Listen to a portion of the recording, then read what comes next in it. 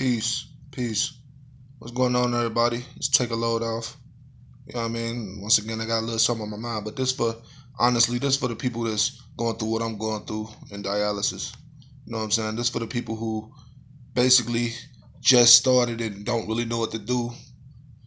Like, once you get in dialysis and your doctor tell you got to lose some weight to get on the donor list. You know what I'm saying? Because it took me 3 years to figure this shit out. But anyway, first of all, you got to switch it up. You know what I'm saying? You gotta switch it up. Switch your diet, change your life, the whole nine. Which could, you know what I mean? You gotta exercise, cause I exercise 30 minutes every other day. And for those who do dialysis know what I mean, cause you can't. It's like when you get out of dialysis, the last thing you want to do is do anything strenuous or anything. Matter of fact, you might want to take a nap, shaking this off, cause I done passed out coming from dialysis and trying to be working out and doing too much. You know what I'm saying? But yeah, you gotta start eating cruciferous vegetables, which meaning like bok choy, kale, radishes, collard greens, anything in that nature.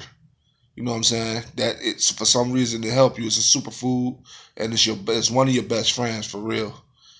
You know what I'm saying? Another thing I would say, watch what you drink and how much you drink.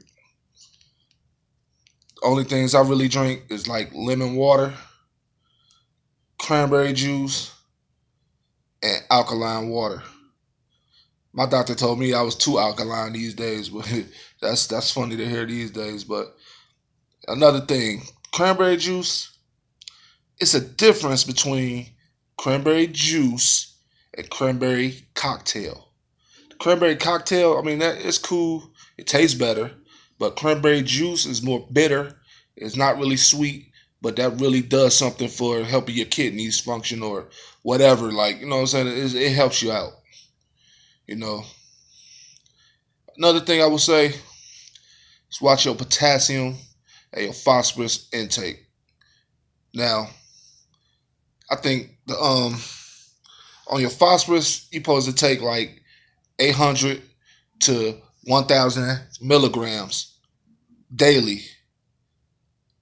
And on the potassium, it's like 2,000 milligrams daily. You know what I'm saying?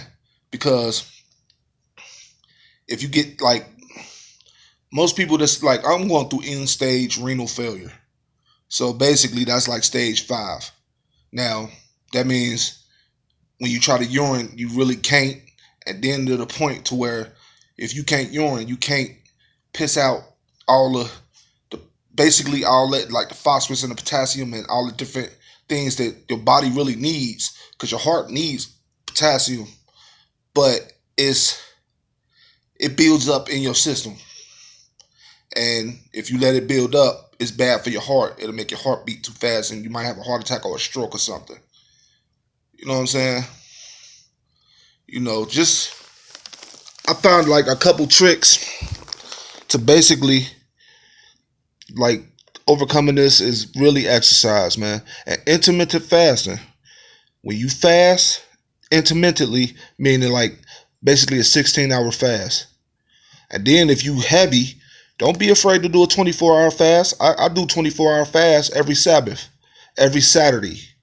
You know what I'm saying? From Friday night, 7 o'clock to Saturday night, 7 o'clock. You can take it, especially if you're a big guy or you're trying to lose his weight. And believe me, that helps. But the intermittent fasting every other day, that helps too. Meaning basically don't eat nothing after 9 p.m. and don't eat nothing until after 11 a.m.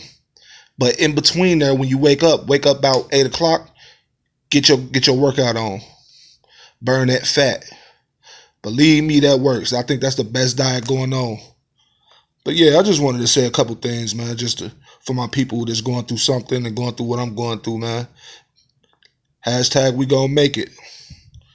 You feel me? Blessings. Love to everybody out there. And, one.